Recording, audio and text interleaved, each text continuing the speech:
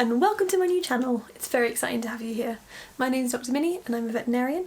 I usually say vet, but for some that kind of conjures sort of military images, so we'll stick to veterinarian. I am of course wearing a scrub top because are you even a medical professional on YouTube if you don't? But don't worry, it's not all business, you know. We do like to have a little bit of fun here as well, so don't panic. It's going to be a little bit a mix of both. And today I really wanted to talk about new grads. All of you guys are coming out into the world, into the great big world of veterinary, and I know how scary it is and there are so many things to think about. I've been qualified for 4 years now, and I think in that time frame I have picked up a good amount of information and sort of tips and tricks and tools of the trade that have helped me be a little bit more confident and competent. So I really wanted to share 5 top tips for you guys starting out in practice. They are things that I think would have been good for me to think about when I was a newly qualified vet way back in 2016.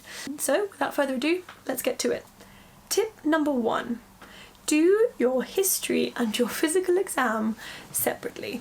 Now I know when you've been on EMS you have seen older and more experienced vets somehow doing all the things at once. They got their hands on the animal, they're lifting up the ear flaps, they're talking to you about what they had for breakfast last week, hopefully the dog, but maybe the owner too, and they're sort of doing everything within the first 5 minutes and bam, it's just kind of done and you're like, wow, that's amazing, so efficient. I'll do that. Don't do that. I very much caution you against doing that. I think sometimes where people fall down a little bit when they do it this way is they don't manage to build that kind of connection and rapport really well with the client in the first instance, because it's obviously quite easy to sort of sit there and be talking to the client while you're looking at the animal, equally distracted on both sides. So you're not really getting a really thorough history, and I also don't feel you're getting a really thorough physical exam either. I think the importance of the history taking bit can't be overstated. Obviously, you know that already, but I think the way to achieve the mastery of something so important is by doing it first and by doing it on its own. Point number 2. Become accustomed to diagnostic disappointment. This is a term I've made up myself and I think it really does encompass what you have to get used to as a new grad. And what I mean by that is you come out of uni and trust me, you really do know a huge amount. Clinically, you're actually going to be really good. You know how to diagnose the common problems, you'll know the treatment plans. Yeah, sure, you may not know the doses and stuff, but that doesn't matter, that's what the books are for. What really can get difficult is the disconnect between you knowing what you need to do and then perhaps what the client is willing to do, for a variety of factors. Not that I'm putting blame at the client's door there, but just that there are lots of reasons why they may not be able to do what you want them to do, what you know needs to be done. And it's really hard, it's really jarring to be like, you see a cat that's just screaming hypothyroid at you, it's all tatty and really skinny and eating for England, drinking like a fish, has a thyroid nodule, and it's just like, yep, that's hypothyroid. And you say, all right, Mrs. Smith, I know exactly what we need to do. We need to take some bloods and we'll be able to diagnose hypothyroidism, and then we can, you know, discuss medication. And then Mrs. Smith is like, no. And you're like, okay. And suddenly you're just lost. You're completely lost because you have only had this one particular path in mind and you knew that really well and you understood that, and then suddenly they've presented you this curveball where they don't want to go through with the treatment that you've thought of, or they don't want to go through with the testing, and you're then having to present them with plan B, which is something maybe you haven't considered. And the reason I bring this up is because it's a bit of pill to swallow. It really is, for someone who has been taught a very gold standard method, and that is a contentious phrase in some aspects, but I still fully believe it has a lot of merit. But what you have to realise is that gold standard differs depending on who you're speaking about, depending on what client you're talking to, and depending on the case. There is, as it turns out, no one true gold standard. So you need to get used to the fact that there will be a bit of a discrepancy sometimes between what you want to do and what you think needs to be done and what actually ends up needing to happen. And the sooner you can come to terms with that idea, the better the outcomes will be for your patients, because you won't be so stuck. I used to find it really difficult to then come up with an option, and in some cases I was like, well, oh my god, well if I can't do this then the animal's going to suffer, and maybe I even have to consider sort of PTS because I can't follow my primary treatment plan and we're not going to get an answer. And then I sort of had to really slow down and be like, okay, well what can I do though? What can I do that will ensure the animal's continued quality of life, even if it's not as long a quantity, if that's what the owner thinks is appropriate? There's going to be things that I can do. And then of course I came up with other options, but that initial kind of realization that I couldn't do what I initially wanted to do was quite hard to get over, and it took me some time to realize and to adapt to. So the sooner you come to terms with this idea of the fluidity of the gold standard, and in fact that ultimately you're just going to do what is best for the patient in the context of the case presented to you, then you'll find things a lot more fulfilling and a lot less uncomfortable. So keep that in mind. Tip number 3. do not undervalue yourself. I know it's a very difficult time when you're a new grad and you're quite vulnerable, both emotionally and mentally. You're tired a lot because you're working in an environment you've never really been in this capacity before, so it can be quite overwhelming and it can be hard to really remember that you are as valuable as everyone else in that building. You are a professional, you have trained really hard, you care a lot, but you'll often feel like, oh gosh, well, I'm a little bit slow, or oh well, if they'd seen another vet then they probably would have got the answer quicker, and all this kind of stuff. But it's not true. It can't be true. You're in the position that you need to be in to get somewhere in the future. You're not going to become the vet that can diagnose things by looking at things. And also, pattern recognition, that's a question for another time, but you're not going to be that vet who can work this stuff out really quickly if you don't go through this phase. Nobody started being able to do everything. You won't end being able to do everything, but you'll end in a very different position than you started.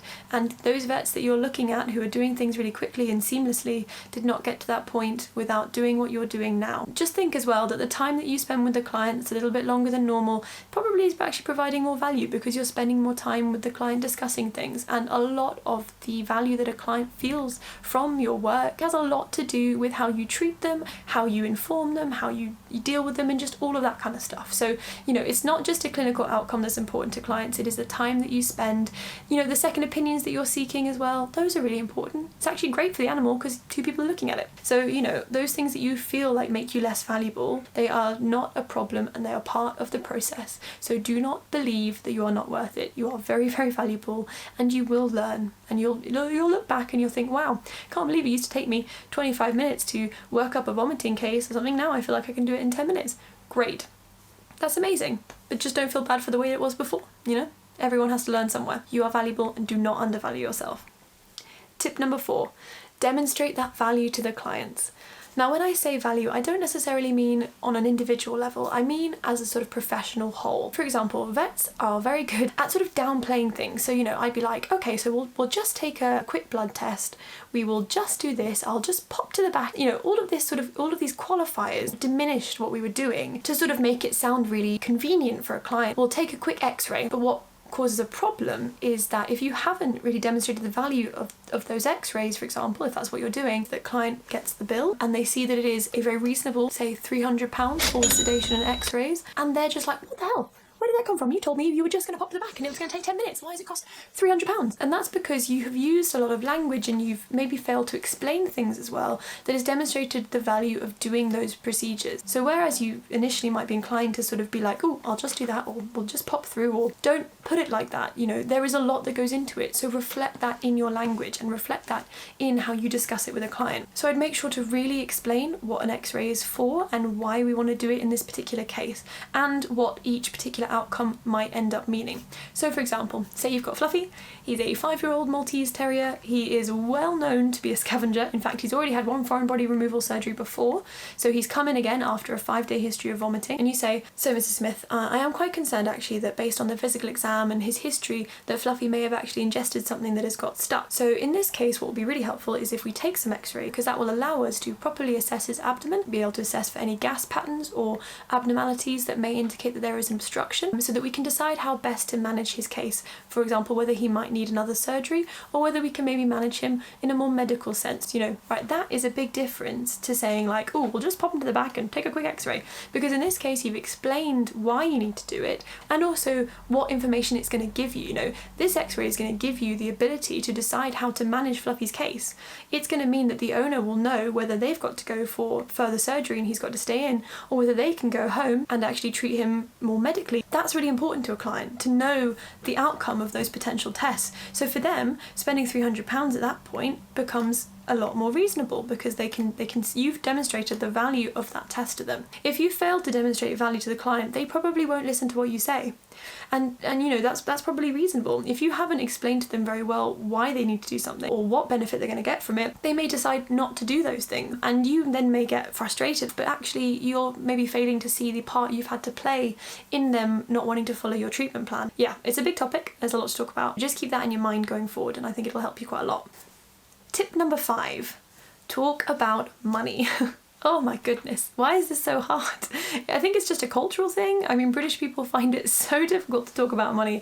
It's just, yeah, there's a lot of reasons why. I think, again, that's a very big topic, but fundamentally, talking about it from a veterinary perspective is really important. I want you initially just to let the concept of money go, in the sense that you are not responsible for the charges that your practice have. You weren't on the board meeting, you don't know the overheads. They were made that way for a reason, to account for all the costs that there are in running a veterinary practice. Do not take on a personal burden of guilt for a price that you had no part in setting. Just let that go.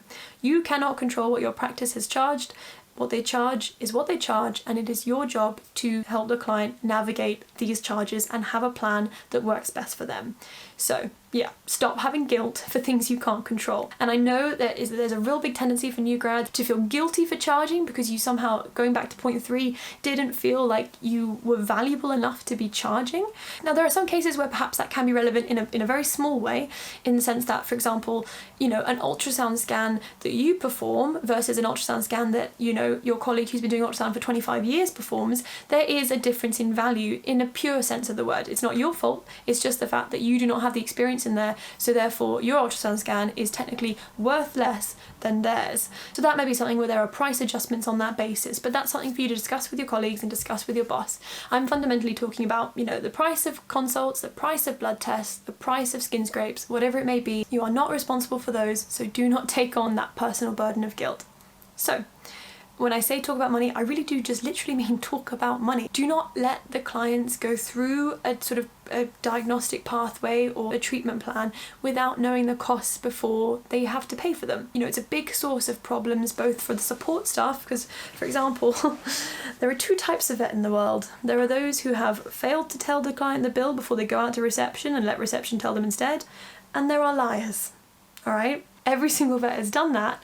I definitely have been guilty of doing that, and it's not fair on support staff to not tell the clients the bill before they go out there. It's not fair on the client, it's not fair on the receptionist. You know, a client is never going to be angry at you for being transparent. Any anger that is directed towards the bill is not something for you to take on. It is not directed towards you because, like I said before, you do not have any part to play in the cost of those things. So if a client is upset with the bill, when you're being upfront about telling them, you just have to let that go. You have to present it without comment. I used to be really weird about money, and I would say the bill and I would put some sort of weird qualifier at the end of it, or I'd make some sort of awkward joke, and I'm sure it made me look a bit like I was failing to demonstrate my value because I was sort of looked like I was apologising for this bill. And if I don't have confidence in the price of the bill, then how are the client meant to have confidence that it was a fair amount to pay? Because ultimately vet fees are generally fair, and I can't account for the fee pricing in all sorts of different places, but fundamentally they've been made for a reason, to cover the costs while also making a profit, to allow the business to continue. But you need to get it in your mind that you have to talk about it,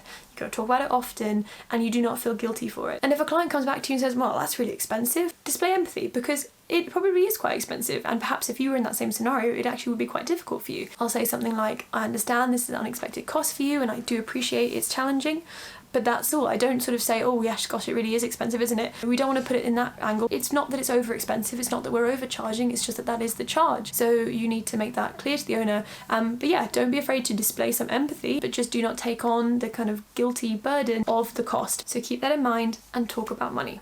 Well, I hope you found that useful. If you've got any comments or questions or anything to follow up with, please pop it in the comments below. I'd be really happy to answer. If you disagree, or if you've got anything you'd like me to expand upon, just let me know. I'm really excited to make more videos, so anything that you're interested in, I'd be happy to make a video on it and talk about it more. Do like and subscribe, and I don't actually know where the button is because I haven't done it before, but please subscribe and I'll be making more videos regularly about all things to do with the veterinary world. So yeah, until next time.